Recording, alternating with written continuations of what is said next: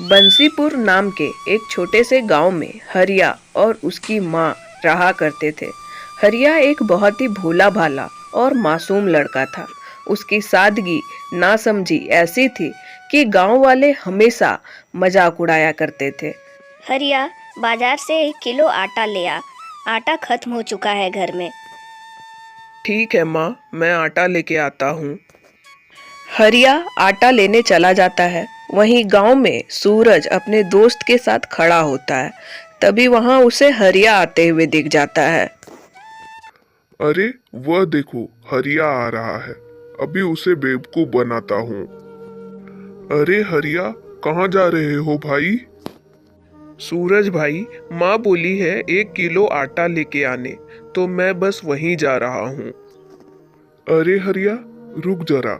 तेरी माँ आटा नहीं, आलू मंगवाई है। तूने शायद गलत समझा है। अरे भाई, माँ ने तो साफ साफ आटा कहा था। मैंने खुद सुना है। अरे नहीं, तेरी माँ ने आलू के लिए बोला है। तू आलू ही लेके जा, नहीं तो खामखा तुझे बेवकूफ समझेंगे। हरिया दुकान से आलू लेकर अपने घर चला जाता है। फिर जैसे ही उसकी माँ देखती है कि वह आटा के जगह पे आलू लेकर आ गया है, तभी उसकी माँ उससे पूछती है। बेटा, मैं तो तुम्हें बोल कर भेजी थी कि 1 किलो आटा लेकर आना। फिर तुमने आटा के बदले आलू क्यों लेकर आए हो? माँ, आपने ही तो मुझे आलू लाने को कहा था। मैंने कब कहा? माँ, गांव के सूरज तक को पता है कि आपने आलू लाने के लिए कहा था। हरिया की माँ हरिया को देखकर बहुत दुखी होती थी, क्योंकि वो बिल्कुल भी समझदार नहीं था। कुछ समय में गांव में भयंकर सूखा पड़ जाता है। बारिश का नामो निशान नहीं रहता। गांव के सारे तालाब और नदियां सूख जाते हैं। पेड़ पौधे सूख जाते हैं। खेत बंजर हो जाते हैं। गांव के सभी लोग पानी के लिए तरसने लगते हैं। प्यास से उनकी हालत खराब होने लगती है। ऐसे में गांव का एक सेठ, जिसके कुएं में कुछ चमत्कार से थोड़ा पानी बचा रहता है, वो उस पानी को ऊंचे दाम में बेचना शुरू कर देता है। सेठ जी, पानी भी क्या कोई बेचने की चीज होती है? ये तो ऊपर वाले की देन है, प्रकृति का वरदान है, जिसे सबके लिए एक समान होना चाहिए। आप इसे क्यों बेच रहे हैं? अरे गोपाल, ये मेरे कुएं का पानी है, तो इस पर मेरा हक हुआ ना। और मैं अपनी चीजों का जो मन करे करूंगा। अगर पानी चाहिए तो पैसे लगेंगे, वरना बहुत से लोग तैयार हैं पानी खरीदने के लिए। सेठ जी, ये सब सूखा पड़ने के कारण हो रहा है। अगर कुएं, तालाब और नदियां भरी रहती तो कोई आपसे पानी क्यों खरीदता? अपने हमेशा अपने फायदे के बारे में सोचा, गांव की भलाई के लिए कभी कुछ नहीं किया। लेकिन याद रखिए, ऊपर वाला सब देख रहा है। देख गोपाल, मुझे ज्ञान मत दे। ये दुनिया सिर्फ पैसे समझती है, भावनाओं से पेट नहीं भरता। गोपाल सेठ से एक बाल्टी पानी लेकर चला जाता है। अरे बेटा, जाके सेठ जी के यहाँ से 1 बाल्टी पानी ले आ। लेकिन माँ, सेठ जी बहुत महंगा पानी बेच रहे हैं और हमारे पास पैसे भी ज्यादा नहीं हैं। बेटा, अब हमारे पास कोई चारा नहीं है। पानी तो लेना ही पड़ेगा, नहीं तो हम लोग खाएंगे क्या? माँ, ये कितना बड़ा अन्याय है कि जो चीज सबकी है उसे सेठ जी अपनी जागीर समझकर बेच रहे हैं। अगर हमारी नदी सूखी ना होती तो हमें उनके यहाँ जाने की जरूरत नहीं पड़ती। हरिया बाल्टी उठाकर सेठ के यहाँ पानी लेने चला जाता है। अरे सेठ जी, 1 बाल्टी पानी दे दीजिए। 1 बाल्टी पानी के 10 रुपए लगेंगे। सेठ जी, रुकिए जरा, ये क्या माजरा है? कल ही तो आपने मुझे 5 रुपए में 1 बाल्टी पानी दी थी। एक ही दिन में आपने पानी के दाम दोगुने कर दिए। ये तो सरासर अन्याय है। देखो, यहाँ चिल्लाकर कुछ होगा नहीं। पानी खत्म हो रहा है, दाम तो बढ़ेगा ही। मेरी मजबूरी है, लेना है तो लो, वरना लोग खड़े हैं। हरिया सेठ से एक बाल्टी पानी लेकर घर आ जाता है। माँ, खाना तो किसी तरह बन ही जाएगा, लेकिन खेतों का क्या? पूरा खेत सूख चुका है। हरियाली तो जैसे हमसे रूठ गई है। अगर पानी नहीं पड़ा तो इस बार फसल बिल्कुल बर्बाद हो जाएगी। बेटा, हालात तो सच में बहुत खराब है। पहले सूखा पड़ता था तो पास के गांव से मदद मिल जाती थी, लेकिन अब तो वहां भी पानी का अकाल पड़ा है। कुछ ही दिनों में सेठ का कुआं भी पूरी तरह सूख गया था, जिसके चलते अब पूरे गांव को पानी की किल्लत से जूझना पड़ रहा था। इस गंभीर समस्या से निपटने के लिए गांव के मुखिया ने तुरंत एक कदम उठाया और सभी गांव वालों को एक सभा में बुलाया ताकि इस संकट का कोई हल निकाला जा सके। हम सभी को पता है, हमारे घर के कुएं, नदियां और तालाब सूख चुके हैं। हालात दिन प्रतिदिन बदतर होते जा रहे हैं। अब अगर हमने कुछ नहीं किया तो हमारा गांव भी इतिहास बनकर रह जाएगा। हमें कोई ना कोई हल निकालना होगा। मुखिया जी, ऐसा तो हमने पहले कभी नहीं देखा। खेत बंजर हो गए, मवेशी मरने की कगार पे आ गए हैं और लोग भूख प्यास से बेहाल हैं। मुखिया जी, मैं सोच रहा हूँ कि हमें उस रेगिस्तान के पास जाना चाहिए जिसके बारे में हमारे बुजुर्ग कहते आए हैं। उन्होंने कहा था कि अगर पानी की असली खोज करनी हो तो हमें वहाँ जाना होगा। हो सकता है वहाँ कोई ऐसा रास्ता मिले जिससे हमारा गांव बच सके। नहीं, वहां जाना सही नहीं होगा। क्या तुम्हें याद नहीं है, बगल के गांव में कुछ लोग वहां गए थे, लेकिन आज तक वे वापस नहीं लौटे। वहां जाने का मतलब मौत को बुलावा देना है। पर मुखिया जी, हमें कुछ तो करना ही होगा। हाथ पे हाथ रखकर बैठे रहने से पानी नहीं मिलेगा। अगर हम डर कर यहाँ बैठे रहेंगे तो एक दिन पूरा गांव ही खत्म हो जाएगा।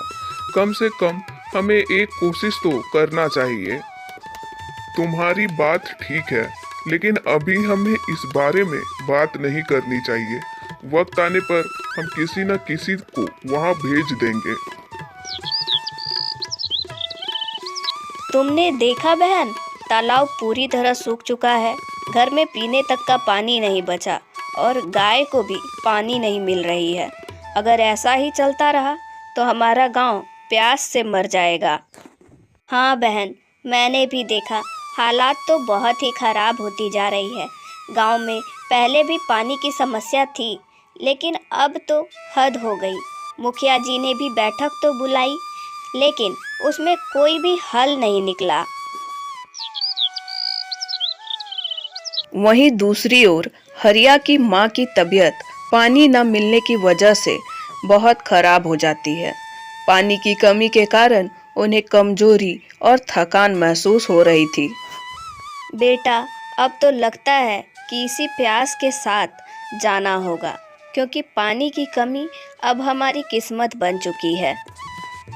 नहीं माँ, आप ऐसा मत कहिए। मैं आपको मरने नहीं दूंगा। मैं कुछ ना कुछ जरूर करूंगा। जब तक मेरे अंदर सांस है, मैं हार नहीं मानूंगा। बेटा, सारा गांव पानी की समस्या से जूझ रहा है। मुखिया जी भी क्या करेंगे? जब खुद उनके पास कोई हल नहीं है तो हमें क्या रास्ता दिखाएंगे? नहीं माँ, मैं हार नहीं मान सकता। अभी मुखिया जी के पास जाऊंगा, पंचायत से बात करूंगा। अगर जरूरत पड़ी तो कुआं खुदवाऊंगा, लेकिन आपको ऐसे तिल तिल मरने नहीं दूंगा। हरिया मुखिया जी के पास जाता है। मुखिया जी, आपको तो पता ही है कि गांव की हालत कितनी खराब है। हर तरफ सूखा है। अब मेरी माँ इस हालत में है कि अगर उन्हें पानी नहीं मिला तो वो बच नहीं पाएंगी। हरिया, तू बहुत मासूम है। मैं समझ सकता हूँ कि अपनी माँ को बचाने के लिए तुम कुछ भी करने को तैयार हो, लेकिन सोच, जब पूरे गांव में ही पानी नहीं है तो तुझे अपनी माँ के लिए पानी कहाँ से मिलेगा? लेकिन मुखिया जी, इसका कोई ना कोई रास्ता तो होगा ही। हम ऐसे हार नहीं मान सकते। अगर पानी नहीं है तो हमें खोजना होगा। मैं अपनी माँ को मरते हुए नहीं देख सकता। बेटा, एक रास्ता है, पर वो रास्ता बहुत खतरनाक है। मैंने अपने बड़े से सुना है कि पास के रेगिस्तान में एक तालाब है, लेकिन वो कोई आम तालाब नहीं है। वहाँ एक डायन रहती है, वही गांव में पानी पहुँचाती थी, लेकिन वर्षों से वहाँ कोई जाने की हिम्मत नहीं कर पाया। अगर तालाब सच में है तो मैं वहाँ जाऊँगा। मैं पानी लेकर आऊँगा, चाहे कुछ भी हो। बेटा, वहाँ जाना आसान नहीं है। जो भी वहाँ गया वो कभी लौटकर वापस नहीं आया। उस डायन की शक्तियों का कोई अंदाजा नहीं है। हरिया, मैं तुम्हें अकेले नहीं जाने दूंगा। ये रास्ता बहुत खतरनाक है, लेकिन तुमने फैसला कर ही लिया है तो मैं अपनी बेटी को तेरे साथ भेजूंगा। हरिया अपनी बेटी को बुलाकर सारी बातें बताता है। पिताजी, मैं तैयार हूँ। अगर गांव और हरिया की माँ को बचाने के लिए मुझे इस रास्ते पर जाना पड़े तो मैं जाऊंगी। लेकिन मैं अकेले ही जा सकता हूँ। मैं तुम्हें इस खतरे में नहीं डाल सकता। नहीं बेटा, इस सफर में किसी का साथ होना बहुत जरूरी है। मुखिया की बेटी और हरिया दोनों रेगिस्तान की ओर चल पड़ते हैं। लक्ष्य प्राप्ति के लिए वे दोनों लंबे समय तक चलते रहते हैं, लेकिन अचानक से एक भीषण तूफान आ जाता है। तेज हवाएं और उड़ती हुई गर्म रेत के कारण उनकी राह मुश्किल हो जाती है और वे आगे बढ़ने में असफल होते जाते हैं। तूफान इतना प्रचंड रूप ले लेता है कि उनके लिए एक कदम भी उठाना मुश्किल लगने लगता है। हरिया, अब मुझसे नहीं चला जाएगा। मैं बिल्कुल थक चुकी हूँ। मुझे नहीं लगता कि अब और आगे चलना सही होगा। अगर हम आगे बढ़े तो मर जाएंगे। यहाँ पानी नहीं है, रास्ता खत्म हो गया। लगता है हम कितनी देर से चल रहे हैं, लेकिन कुछ नहीं दिख रहा है। नहीं राधिका, हमें रुकना नहीं है। हमें आगे ही बढ़ना होगा, चाहे जैसे भी हो। अगर हम यहीं बैठ गए तो यकीन मानो मौत हमारे और करीब आ जाएगी। हमें पानी ढूंढना ही होगा, वरना मेरी माँ। हरिया, मैं समझ सकती हूँ कि तुम्हारे दिल में अपनी माँ के लिए कितना प्यार है, लेकिन अगर हम ही नहीं बचे तो उन्हें बचाने का क्या फ़ायदा। मेरी हालत देखो, गर्म रेत से पैरों में छाले पड़ गए हैं। अगर मैं और एक कदम चली तो गिर जाऊंगी। राधिका, मैं जानता हूँ कि तुम बहुत थक चुकी हो, पर हमें हिम्मत नहीं हारनी चाहिए। मैं अब और नहीं चल सकती। एक काम करो राधिका, तुम यहीं रुको, मैं अकेले आगे जाऊंगा। अगर पानी मिला तो मैं तुम्हें यहाँ से घर लेके चलूंगा। हरिया राधिका को वहीं छोड़कर तपती धूप में आगे बढ़ते रहता है।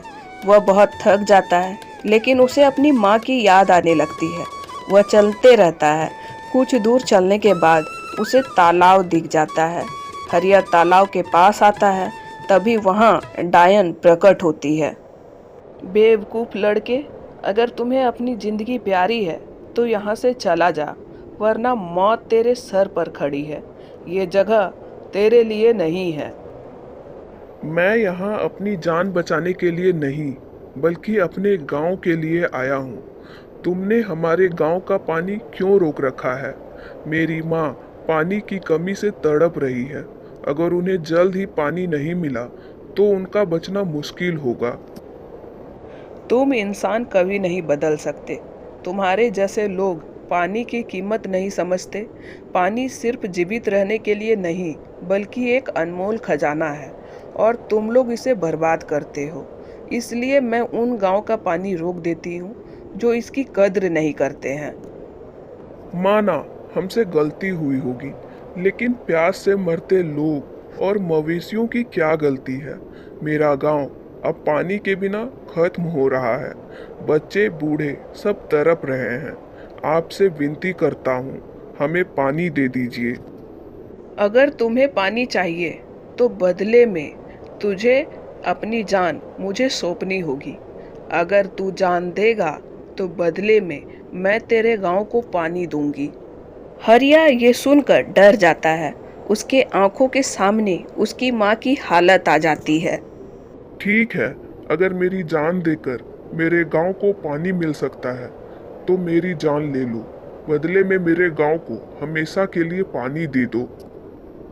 मुझे लगा तू मरने का नाम सुनकर यहाँ से वापस चला जाएगा। मेरे लिए मेरी माँ के आगे कुछ नहीं है।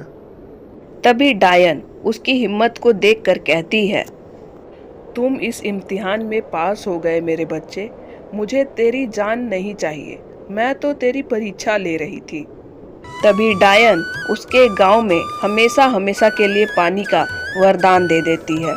गांव में चमत्कार हो गया, अब पानी की कोई कमी नहीं थी।